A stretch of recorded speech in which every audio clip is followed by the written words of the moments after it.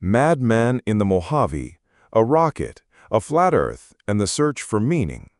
The Mojave sun beats down on Amboy, California, bleaching the faded glory of a town that time and the interstate forgot. Once a vital stop on legendary Route 66, Amboy's iconic Roy's Motel and Café sign now beckons to a trickle of tourists and freight trains, a lonely sentinel in a vast, decaying landscape. It was in this realm of forgotten dreams that the daredevil known as Mad Mike Hughes, a 64-year-old limousine driver with a singular, audacious goal, prepared to launch himself into the sky above the ghost town in a homemade steam-powered rocket. It was here that the burgeoning flat Earth movement found its most visible and bombastic champion. Hughes aimed to soar high enough to see the Earth's true shape, becoming a folk hero for the flat Earth community that helped fund his venture. But his motives remained shrouded in the same desert dust as Amboy. Was he a true believer in a disc-shaped world? Or was he a shrewd daredevil, a walking reality show capitalizing on conspiracy hype to fund his adrenaline-fueled dreams? The truth is likely a complex mix of both, a reflection of a man who simply wanted to do something extraordinary. His quest tragically ended in February 2020, when his rocket's parachute apparently deployed too early and failed, causing him to plummet back to the desert floor. Hughes' dramatic and fatal quest raises a crucial question. What exactly is the belief system that could inspire such conviction? To its adherents, the flat Earth model provides explanations for everyday phenomena. They argue that the horizon always appears perfectly flat to the human eye, which they see as proof of a plane, not a sphere. A foundational piece of evidence is the Bedford level experiment from the 19th century, which claimed to show no curvature over a 6-mile stretch of canal. Adherents also dismiss gravity, arguing that objects simply fall due to their density and buoyancy, or that the entire Earth disk is accelerating upwards at 9.8 meters per second squared, creating the illusion of a gravitational pull. In this model, the Sun and Moon are small spheres, perhaps only 51 kilometers across, that circle a few thousand miles above the disk, acting like spotlights to create day and night. But this model quickly falls apart under real-world scrutiny. While the original Bedford level experiment claimed to prove a flat surface, revised versions of the test that accounted for atmospheric refraction, a variable the original observer ignored, confirmed a curvature consistent with a globe.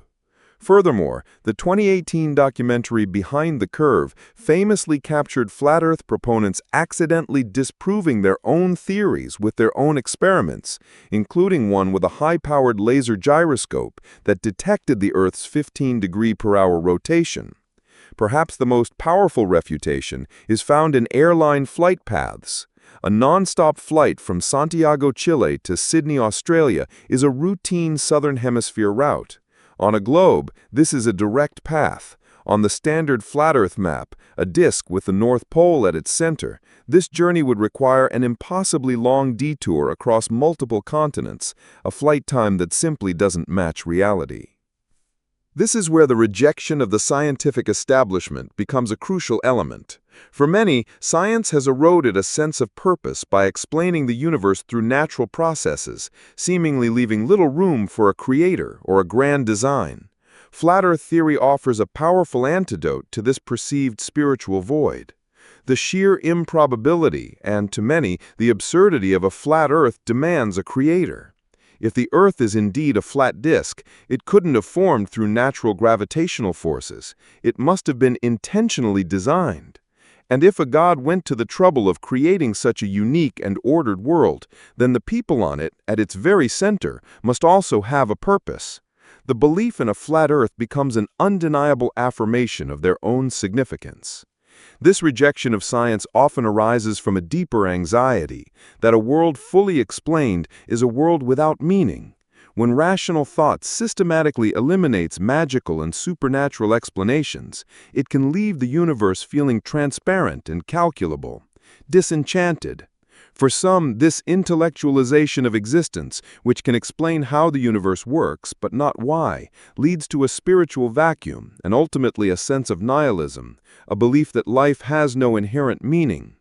The rejection of science in favor of a flat Earth can be seen as a desperate attempt to re-enchant the world, to force meaning and purpose back into a cosmos that feels cold and indifferent. The embrace of such an easily disprovable theory points to a deeper motivation than a simple misunderstanding of physics. But the world is much more beautiful as it is, and we don't need to reject logic to have purpose. To invent such obvious, ridiculous absurdities is to belittle the very concept of a creator and abandon the mission to truly understand a divine creation. For centuries, many of the greatest scientific minds saw their work not as a rejection of faith, but as a form of worship. Johannes Kepler, who discovered the laws of planetary motion, was motivated by the belief that God created an intelligible universe and that studying it was a way of thinking God's thoughts after him. Isaac Newton, who wrote more about theology than physics, believed his scientific work would lead considering men for the belief of a deity. For these pioneers, science was a way to appreciate the grandeur and complexity of God's work, not to shrink it down to a primitive, contained model. This reveals a fundamental tension in the human search for meaning, a debate between top-down and bottom-up thinking. The flat Earth theory represents a profound need for a top-down purpose. It demands a world that is clearly and intentionally designed, where humanity is undeniably central to creation. In this view, purpose is a gift, bestowed from above. For some of the faithful who take this view, science and its natural explanations erode this certainty, creating an existential crisis. The alternate path, available to both the faithful and the secular, is to find meaning from the bottom up. In this view, purpose isn't given, it's created by our own actions and curiosity. Consider humanity's search for life in space, scanning the empty plains of Mars for just one microbe, one spark of life. Now imagine gods looking out at our universe, searching for any traces of meaning, one spark of purpose. They might scan galaxies and star systems, finding vast emptiness and cosmic indifference. But then they might stumble upon a tiny, dusty planet, and on that planet, in a decaying town that time forgot, they would see a lone individual, a madman in a homemade rocket, so fiercely determined to find his own truth, his own purpose, that he was willing to risk everything to touch the sky. In that singular, absurd, and ultimately tragic moment, they might find what they were looking for. They would have found Mad Mike Hughes.